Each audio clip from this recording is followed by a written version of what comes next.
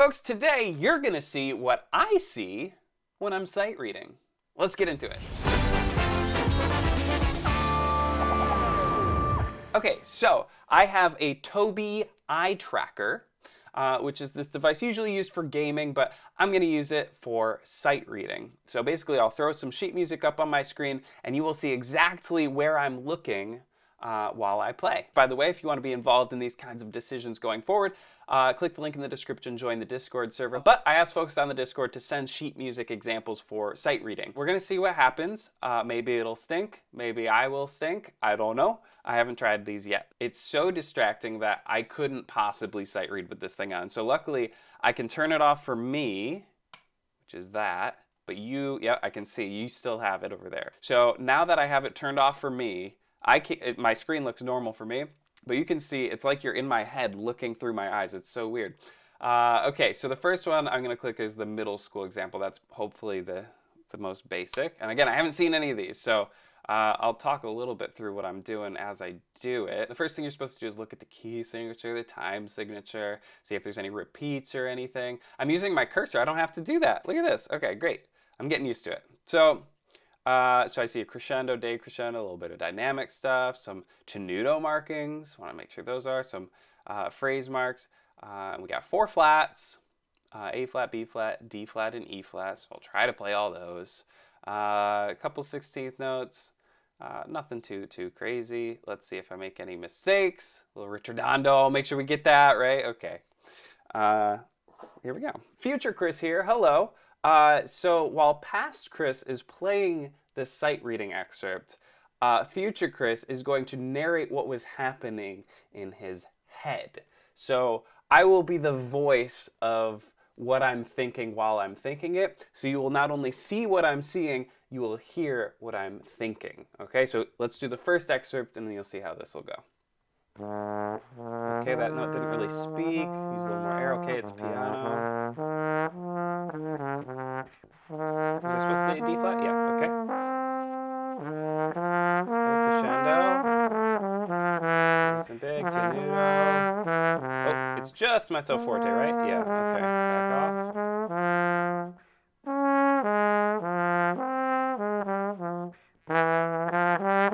Nice and big. This is coming to the ending. Back off and nice. And now we're done. Wait. Oh, wait. There's more. Oh, no. There's more. Okay.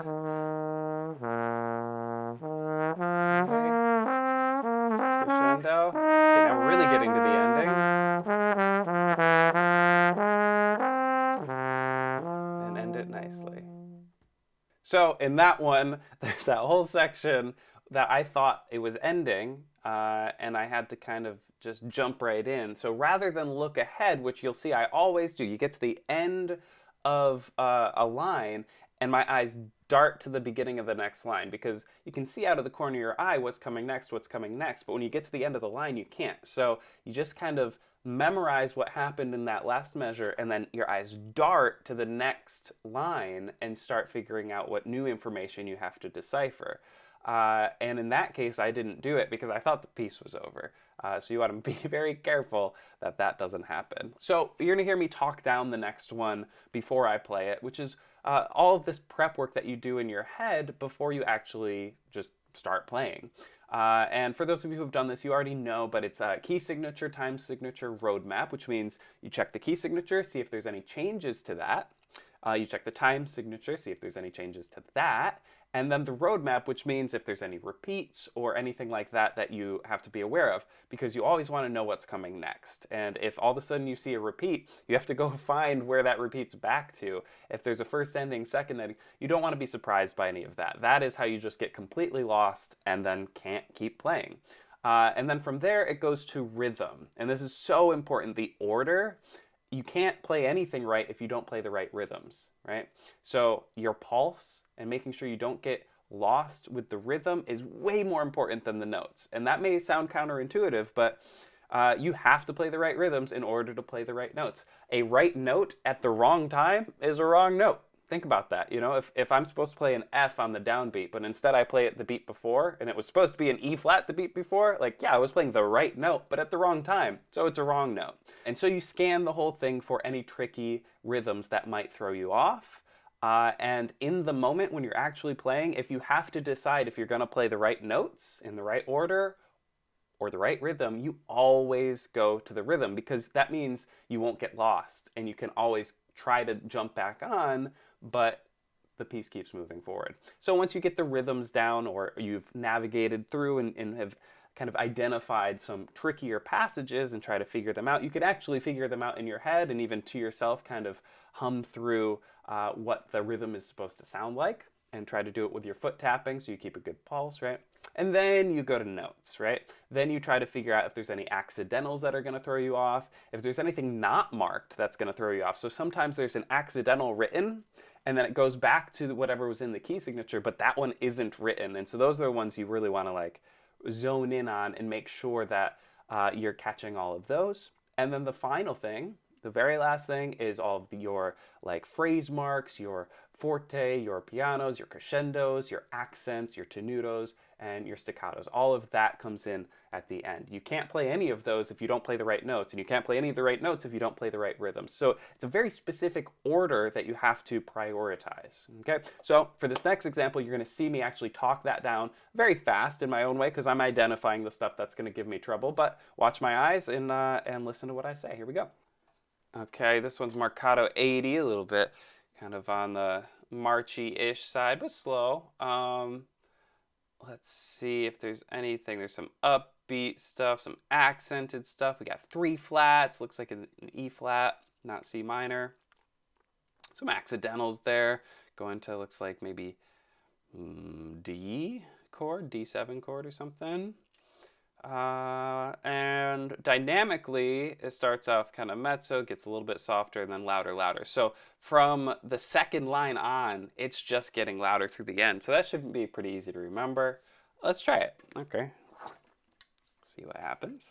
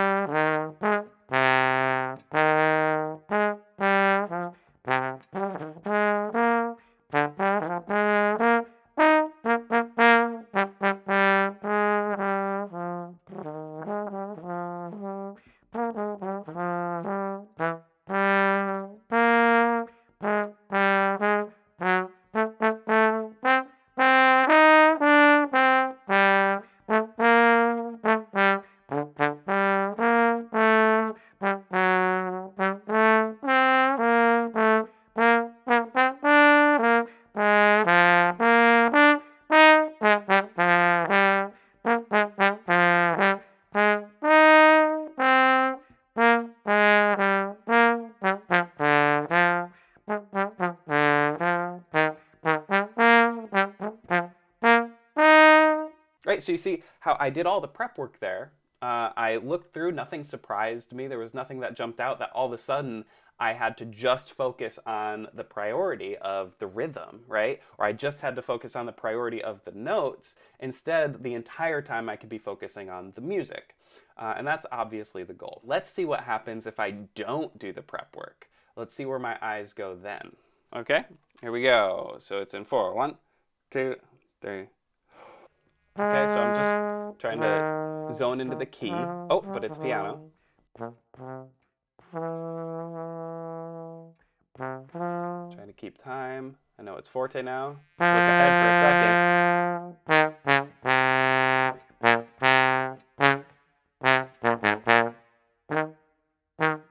Look back at the key. Back at the key again. Look ahead a little bit, back at the key. Make a mistake. Make another mistake. Back at the key. Make a mistake.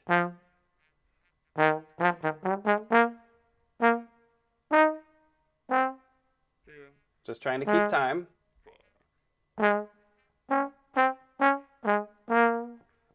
Another little mistake. And I looked back at the mistake too. Now I'm looking down to see who wrote this monstrosity.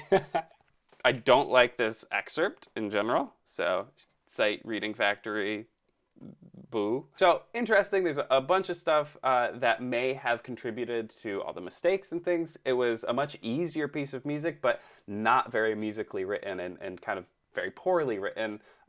So we're gonna try another one that's much better written, but same thing, I'm not gonna look ahead. I'm gonna do this the wrong way, okay?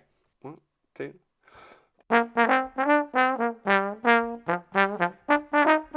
I am just holding on to try to get this rhythm.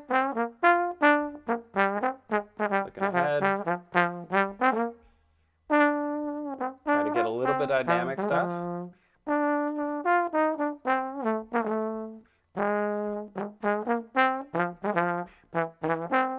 Mistake. Missed the E flat. A little weirdness with the rhythm. Focus too much on the notes. Get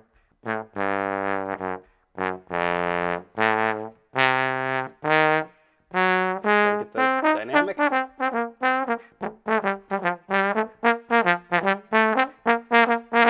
Good finish. If I'm looking now, I see mezzo forte, then down to mezzo piano, and then from there on, it just grows, right? And so if I knew that, and that's a very, very simple and easy thing to look for at the beginning, I would look until we got to this little B section and realize right away, I just need to play that opening few bars kind of normal, get down, and I'll probably get down way lower than mezzo piano because I know that is the softest that this whole excerpt gets.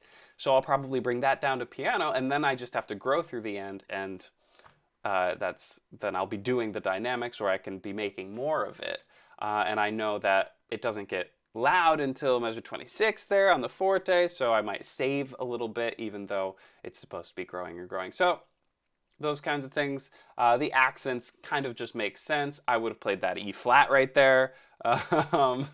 Maybe you would have caught that. Next, we're going to try adding something much more difficult into the mix, which is changing clefs. So we're going to jump between bass clef and tenor clef and see what happens. This could be horrible. Okay, so it starts forte, then we get soft, forte, mezzo, loud. Okay, starts bass clef. Let's see what happens. It's all in F or D minor. F looks like. Okay, here we go. 1, 2, 3. Since it's just a scale, I'm focusing on getting all of the articulations. But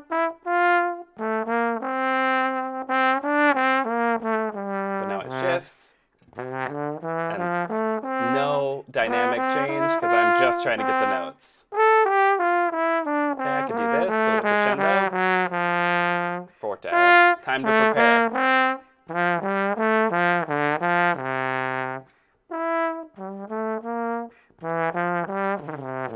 Oh, but I messed up there, and now I just go back to the notes.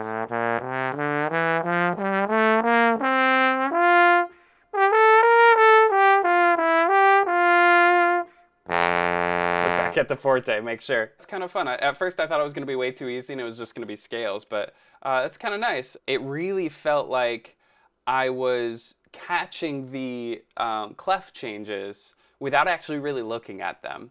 I was seeing out of just kind of my peripheral vision the clef changes because it's such a drastic thing that I have to do that I can kind of only focus on that, even though I'm not just staring at the next one like, okay, here it comes, here it comes. I was just kind of understanding what had to happen and then having my mind go okay, that means this. There's a bunch of times where it'll be the same, it looks like it's the same note, but the clef changes. And so, that's a tricky thing to tell your brain, I know it looks like it's the same thing, but it's absolutely not, and shifting while you're playing, while you're sight reading. So that was kind of fun. I like that. 2010 South Dakota. There's the trombone. Okay. It looks like poo-poos. I guess that happens. 2010. That was the year I graduated high school. So this could have been mine if I was in South Dakota. It's in C. We got some F sharps, some 16th notes, if I can read them on this page. But here we go. 1, 2, 3.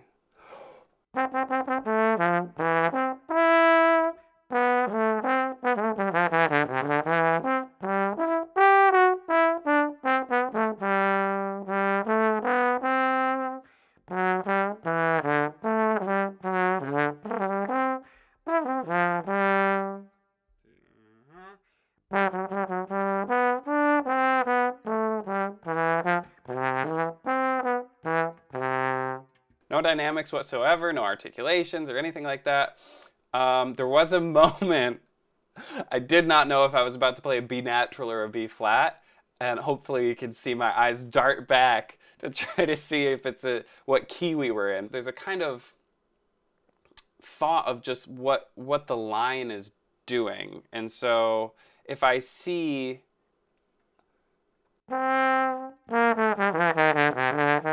like, I guess that kind of makes sense. I see this B flat scale in 16th notes, and it starts on the B, but in fact it's actually starting the note before on the C, and it's a C major scale. But that almost tripped me up, and so you can see these like split second decisions that have to be made where I'm like, am I about to play a B natural or a B flat?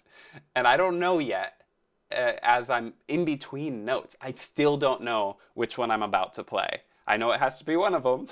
And so my eyes dart back and confirm it's a B natural, and then I go to it. And so clearly that's not a good way to make music. You want to be absolutely sure what your next note is going to be way before you play it. And so that's where not having articulations and dynamics was helpful for sure, because I could just focus on the notes, but you're not making really memorable music that way. And so that's why you want to make sure you have all that stuff ready to go, and they don't catch you when you're actually trying to play, and you can actually focus on the music. Next, we're going to try an orchestral excerpt that was from one of these books that people sent in. That is a piece that I've played many times. So check out what my eyes are doing here. They are almost a full measure ahead of what I'm playing. Unlike the sight reading, which was maybe a beat or two ahead, just trying to see what's coming just next, just trying to stay in the moment. With this one, I'm so used to how it goes that I can look much further ahead.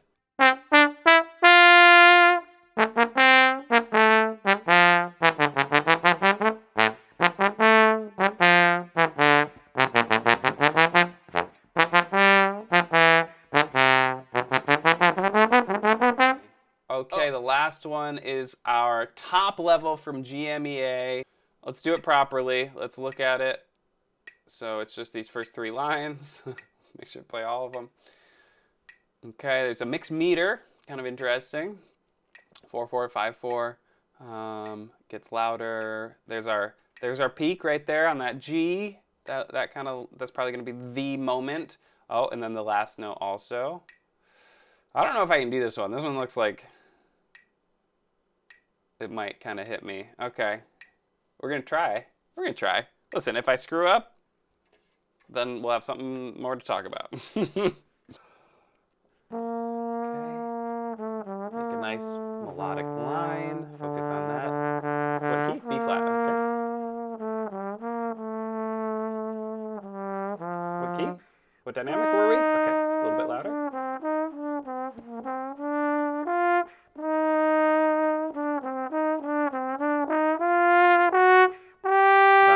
Just mezzo. What key? Oh no, I missed. No, I don't know what the triplets are supposed to be.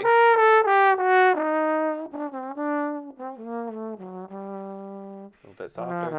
What key? What key?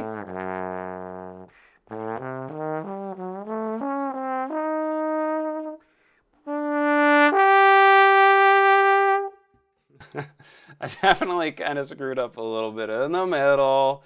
I also, I don't know if I was playing the triplets right. I think I was, thinking back. I don't know. That's why rhythm is so, so important in these. Like, if you don't play the right rhythms, it doesn't matter what you do. Like, it's not the music. So you gotta play the right rhythms. So those triplets definitely tripped me up. Especially this one right here. Ugh, because I was seeing a quarter note and thought I had more time. So I went ba ba do ba da do ba da. I think it's a quarter note, and so I'm like, okay. Then I look back, I'm like, oh, it's a triplet. And it's also the first triplet of the tune.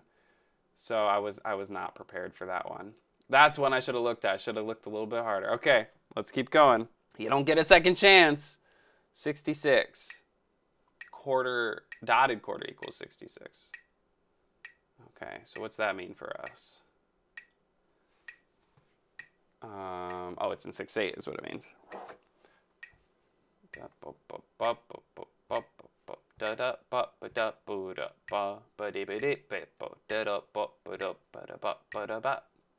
What's happening there? It goes ba-da-ba, ba-da, ba-ba-ba. So let's try to get that. Ba-da-ba, ba-da, ba-da, ba, ba-da, ba-da-ba-da, ba-da, ba, ba, ba, ba-da-ba-da-ba-da, da-ba-da-ba-da-ba-do, ba-da-ba-da-ba-da-ba-da, do, ba, ba-dee-ba-dee, ba-do, ba-da-ba, ba-da, bo, ba, ba-da, ba, ba-da, ba-da, bo, ba-da-ba-da, ba-do, do-ba-dee-ba-da, da, ba-do, do-ba-dee-ba-dee-ba-da, do, ba, do-ba-dee-ba-dee-ba-da, ba-do, do, bo, do, da-ba-dee-ba-dee-ba-do, ba, da, ba-do, do, ba-da, ba, ba-da, ba, ba. Oh, it's an A too. I just looked at the key signature. Okay, so we got the rhythm. I don't think anything's going to trip me up too much with the rhythm, assuming I play all the right notes. There's a ton of accidentals. I don't know that it's feasible to catch them all. But we're going to try. It's an A, not terrible. But...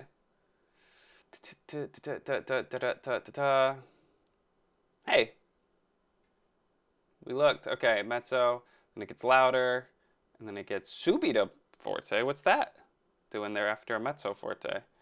So I guess we don't crescendo from mezzo forte for those 4 bars to make that a little bit more obvious. It doesn't get louder than forte, so we could maybe push that a little bit and make that super obvious between that B flat and that G flat, and then decrescendo, keep it there, crescendo, crescendo. Okay, I don't know. For some reason, I feel like this is not going to go well. Okay, 1, 2. Let's see what happens.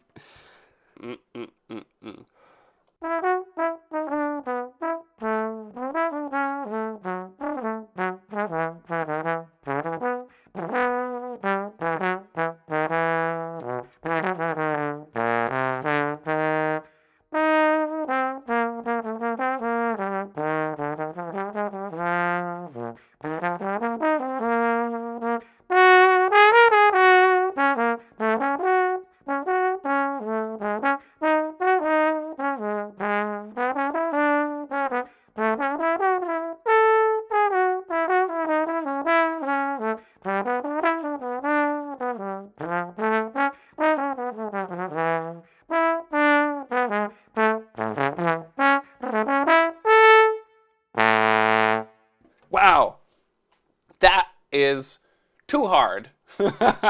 I mean, like, that is just, I get it because it's a sight reading thing.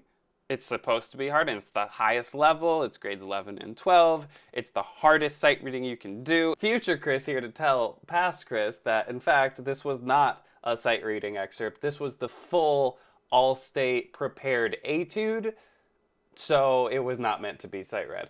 But I stand by past Chris's statement that it is a little bit awkward to play, and the lines don't really make sense. It feels like it's hard for the sake of being hard, and the only time you would see something like this is maybe in some chamber music brass quintet stuff, but it really does not scream anything musically to me that makes sense. So I stand by the statements, but the fact that I thought this was sight reading material for a high schooler, maybe I'm a little bit out of touch because it is very hard. But yeah, so let's go back to past Chris knowing that he is ignorant to the fact that this was not meant to be sight read. There's a lot of this that's just like, I don't think it would be written this way. If it were in music, it would make a lot more sense. And so actually learning to sight read this perfectly doesn't feel super... I guess it's marketable, because if you could sight read this, you could sight read pretty much anything, but like, yeah, I don't know. This feels too hard. I think I did okay, but like, yeah, wow. I wonder if students really like if you just practice your sight reading, you're also practicing sight reading examples. You're not really practicing music, you're practicing stuff like this that people have written to be sight read. And it's possible this is a piece of music that I haven't heard of, and then I'm just gonna eat my words, because then it's like, no, somebody did write this. But yeah, that is tricky. Also, sight reading for an all-state audition does not, to me, make sense. as an audition requirement, because the only reason you would need them to be able to sight read is if you don't expect them to practice their music, right? Like, like it's not something that they need to do to be in the all-state group. So I think for a solo and ensemble like situation, sight reading makes a lot of sense, because it's like you're trying to see an overall musician, like a snapshot of how good of a musician they are. So their scales, like did they practice the stuff, the fundamentals, and their, you know, piece of music that they've practiced. Great, like this is what you sound like when you really, really try to make music and all that. And then the sight reading, like that's another part of being a musician. I get it. But for an all-state specifically, I think I would prefer to have the people who just like prepare and are really, really good at that, rather than clouding that with this weird skill set of just like, can I fake it really well? Like without preparing? It's a weird thing that like is useful in the real world, but more useful is like, I don't know. I play in a wedding band sometimes that one of them, they just don't have sheet music for everything. So can you play by ear? Like that's a completely different skill set that we're not even testing for. So if you think like, oh, we're just trying to find like a well-rounded musician, well, there's a whole bunch of stuff that we don't even touch on. That's my unsolicited hot take on sight reading. It's a good skill to be able to have, but I think you get better at it when you just play more music and you're just used to seeing these scales and playing these scales and stuff. And the only time that something jumps out as weird is like in an example like this, where it's like, I've never seen something like that and played it. So now I really have to like sight read. But the sight reading gets easier the more music you play, the more you're used to seeing patterns. You know, most of the patterns I see, I've played before. And so it's just like, oh, I remember what it's like to play an F major arpeggio or whatever it is, you know? So that's how to get better at sight reading, rather than buying the books and doing the things that's like practice your sight reading. Like, it helps to just kind of see where you're at, you know, see where your progress is in the process. But that's, I don't know, maybe not the best place to just learn. I think play a bunch of etudes and just play a lot of music. And even if you practice the music, you're going to be learning those shapes and those fundamentals and those scales and those keys that will show up in the sight reading. If there's anything else you want me to play, if you want me to play some of my own music so you can see where my eyes look when I'm playing stuff that I know really, really well, if there's a concerto you want me to play with the eye tracker on so you see what I'm looking at with something like that I know well, just comment below what else it might be fun to see me do with this, because I got it now, and could be fun. Also, if it's interesting to you, I could do some live streaming with it. So I could do some practice sessions where you could see my eyes. I could do some editing. That might be kind of fun to see what I'm looking at while I edit my videos, or even some of the arranging might be interesting. I don't know. I think it makes it a little bit more engaging if you know what I'm actually doing. Well, thank you for watching. I hope it was fun to watch. Maybe you learned something about musicality and sight reading. I hope I didn't suck too bad. I really, really was sight reading, so you know, apologies for all the little farty notes, but we did okay. Thank you to the Patreon donors. They make every single one of these crazy videos possible. I could not do it without them. Thank you for those of you who've already donated. If you want to help out as well, you can go to patreon.com/classical trombone. Find me throughout the week on the Discord so you can be involved in these kinds of decisions. I'll link to that in the description, and everything else, TikTok, Instagram, everything at Classical Trombone. Thanks again for watching, and I'll see y'all real soon. Peace.